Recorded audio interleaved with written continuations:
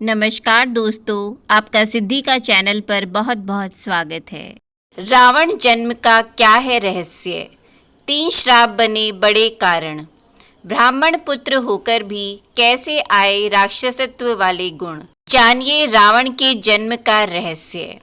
महर्षि विश्रवा से विवाह के बाद कैकसी ने विभत्स राक्षस रूपी पुत्र को जन्म दिया, जिसके 10 सिर थे। उसके शरीर का रंग काला और आकार पहाड़ के समान था। महर्षि विश्रवा ने सबसे बड़े पुत्र का नाम दशग्रीव रखा, जो बाद में रावण के नाम से तीनों लोकों में जाना गया। लेकिन इससे पहले कि हम ये वीडियो शुरू करें, आप सभी से निवेदन है कि अगर आप इस चैनल पर नए हैं तो हमारे चैनल को सब्सक्राइब कर वीडियो को लाइक और शेयर ज़रूर करें, जिससे कि समय समय पर आपको हमारी वीडियो के नोटिफिकेशन मिलते रहें। तो चलिए शुरू करते हैं वीडियो को। रावण के जन्म का रहस्य। रामायण का जिक्र हो तो भगवान राम के अलावा रावण का नाम भी याद आता है। रावण लंका का राजा था और युद्ध में श्री राम ने उसका वध कर दिया था। लंकापति रावण महाज्ञानी पंडित था। रावण के अंदर सत्व, रज और तम तीनों ही गुण विद्यमान थे। उसमें तमोगुण सबसे अधिक और सत्व गुण सबसे कम था। वाल्मीकि रामायण के अनुसार रावण पुलत्स्य मुनि के पुत्र महर्षि विश्रवा और राक्षसी कैकसी का पुत्र था। ऐसा माना जाता है कि उसका जन्म 3 श्राप के कारण हुआ था। एक श्राप सनकादिक बाल ब्राह्मणों ने दिया था। इसी तरह अलग अलग जगह 2 श्राप का और भी जिक्र मिलता है। तो आइए सबसे पहले जानते हैं रावण के जन्म के पीछे का रहस्य और एक ब्राह्मण पुत्र होने के बाद भी रावण में राक्षसत्व वाले गुण कैसे आए। वाल्मीकि रामायण के अनुसार पौराणिक काल में माली, सुमाली और मलेवन नाम के 3 क्रूर दैत्य भाई हुआ करते थे। इन तीनों ने ब्रह्मा जी की घोर तपस्या की, जिससे प्रसन्न होकर ब्रह्मा जी ने उन्हें बलशाली होने का वरदान दिया। वरदान मिलते ही तीनों स्वर्गलोक, पृथ्वीलोक और पाताल लोक में देवताओं सहित ऋषि मुनियों और मनुष्यों पर अत्याचार करने लगे। इनका अत्याचार जब काफ़ी बढ़ गया, तब ऋषि मुनि और देवतागण भगवान विष्णु के पास गए और उनसे तीनों दैत्य भाइयों के अत्याचार की व्यथा सुनाई। इस पर भगवान विष्णु ने कहा कि मैं इन दुष्ट राक्षसों का अवश्य विनाश करूंगा। जब भगवान विष्णु करने लगे नरसंहार, उधर यह बात माली, सुमाली और मलेवन ने सुनी तो उन्होंने अपनी सेना को लेकर इंद्रलोक पर आक्रमण कर दिया। इस पर भगवान विष्णु इंद्रलोक आकर राक्षसों का नरसंहार करने लगे। भगवान विष्णु रण क्षेत्र में आने के कुछ क्षण बाद ही सेनापति माली सहित बहुत से राक्षस मारे गए और शेष लंका की ओर भाग गए।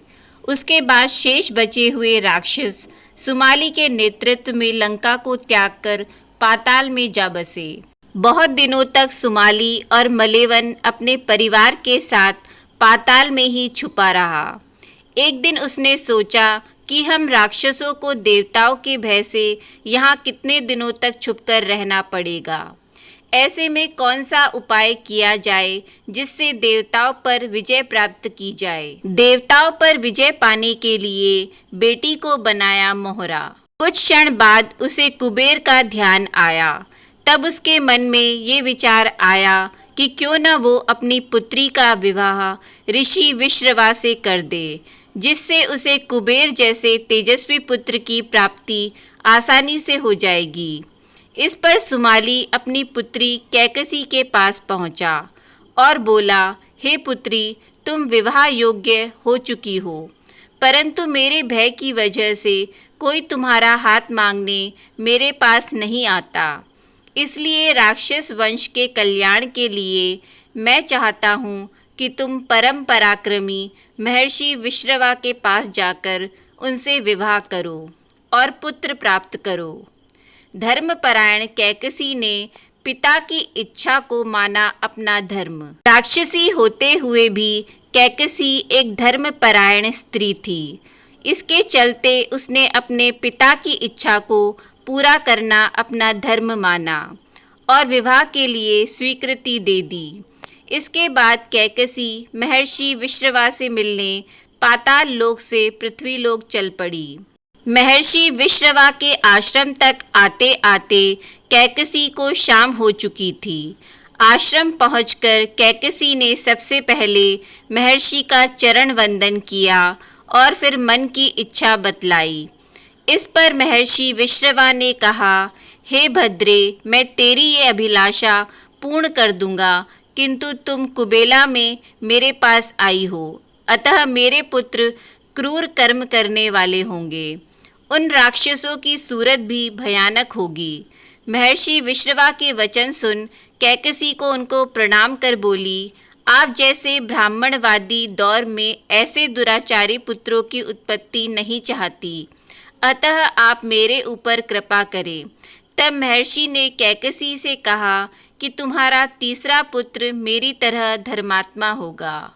इस तरह कैकसी को हुई संतान की प्राप्ति। महर्षि से विवाह के पश्चात कैकसी ने विभत्स राक्षस रूपी पुत्र को जन्म दिया, जिसके 10 सिर थे। उसके शरीर का रंग काला और आकार पहाड़ के समान था। इसलिए महर्षि विश्रवा ने कैकसी के सबसे बड़े पुत्र का नाम दशग्रीव रखा, जो बाद में रावण के नाम से तीनों लोकों में जाना गया। उसके बाद कैकसी के गर्भ से कुंभकर्ण का जन्म हुआ। उसके समान लंबा चौड़ा दूसरा कोई प्राणी न था। तदंतर बुरी सूरत की शूर्पणखा उत्पन्न हुई। सबके पीछे कैकसी के सबसे छोटे पुत्र धर्मात्मा विभीषण ने जन्म लिया। 3 श्राप भी बने रावण जन्म के कारण। सनकादिक बाल ब्राह्मणों के श्राप से हुआ रावण का जन्म। ऐसा माना जाता है कि रावण और उसके भाई कुंभकर्ण पूर्व जन्म में भगवान विष्णु के द्वारपाल जय विजय थे। एक समय की बात है, बाल ब्राह्मण वैकुंठ जाने के लिए प्रवेश द्वार पहुँचे, जहाँ जय विजय पहले से ही मौजूद थे। बाल ब्राह्मणों ने अंदर जाने की मंशा जाहिर की तो जय विजय ने उन्हें जाने से रोक दिया। इसी से नाखुश बाल ब्राह्मणों ने दोनों को मृत्युलोक में जन्म लेने का श्राप दे दिया।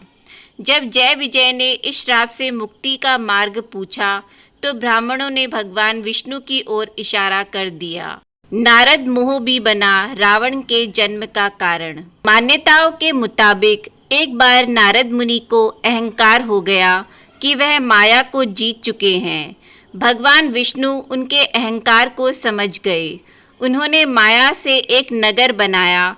नारद मुनि माया के प्रभाव में उस नगर में पहुंच गए और वहां के राजा से मिले। राजा ने मुनि को अपनी कन्या का हाथ दिखाया और विवाह योग्य वर के बारे में पूछा। कन्या को देखते ही नारद मुनि उस पर मोहित हो गए। नारद मुनि ने राजा से कहा कि कन्या का स्वयंवर रचाइए, योग्य वर मिल जाएगा। इतना कहकर नारद वैकुंठ पहुँचे और मन की बात बताई। उन्होंने कहा कि प्रभु, संसार में आपसे सुंदर कोई नहीं है। मुझे हरिमुख यानी आप अपना रूप दे दीजिए। भगवान ने फिर पूछा, क्या दे दूं? नारद बोले, प्रभु हरिमुख। संस्कृत में हरि का अर्थ बंदर भी होता है। माया रच रहे भगवान विष्णु ने नारद मुनि को बंदर बना दिया। नारद जी यही रूप लेकर स्वयंवर गए। वहाँ शिवजी ने विष्णु जी के कहने पर अपने 2 गणों को भेज रखा था। स्वयंवर में नारद मुनि उछल उछल कर अपनी गर्दन आगे कर रहे थे कि कन्या उन्हें देखे और उनके गले में वरमाला डाल दे। उनकी यह हरकत देख कन्या हंस पड़ी और शिवजी के भेष बदलकर पहुँचे गणों ने भी उनका उपहास उड़ाना शुरू कर दिया। कहने लगे, कन्या को देखकर बंदर भी स्वयंवर के लिए आ गए हैं।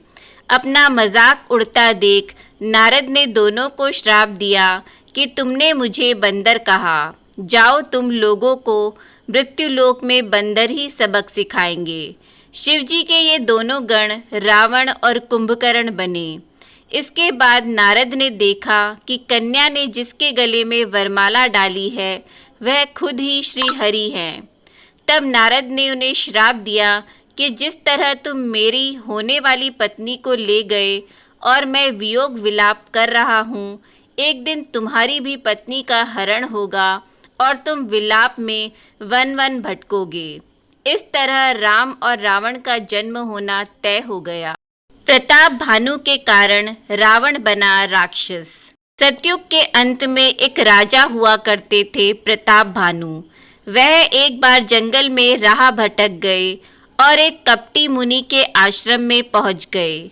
यह कपटी प्रताप भानु के द्वारा ही हराया हुआ एक राजा था।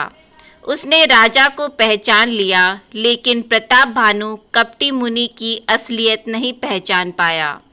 इस तरह मुनि ने राजा की ऐसी बातें बताई जो सिर्फ उसके जानने वाले ही जानते थे। इससे राजा को लगा कि यह कोई सिद्ध पुरुष है। राजा ने उससे चक्रवर्ती होने का उपाय पूछा। कपटी मुनि ने कहा कि 3 दिन बाद ब्राह्मणों को भोजन कराओ और उन्हें प्रसन्न कर लो। उनके आशीष से ही तुम चक्रवर्ती बनोगे। ब्राह्मण का भोजन बनाने मैं खुद आऊँगा। 3 दिन बाद वह कपटी मुनि पहुँचा। राजा ने 1 लाख ब्राह्मणों को भोजन पर बुलाया था। जैसे ही भोजन परोसा जाने लगा, उसी समय आकाशवाणी हुई कि भोजन में मांस मिला हुआ है, यह अभक्ष्य है। प्रताप भानु से नाराज ब्राह्मणों ने उसे कुटुंब समेत राक्षस हो जाने का श्राप दिया।